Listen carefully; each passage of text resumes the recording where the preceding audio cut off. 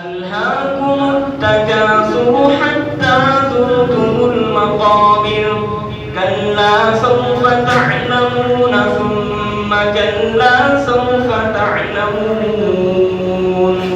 كلا لو تعلمون علم اليقين لترون الجحيم ثم لترونها عين اليقين ثم لتسألن يومئذ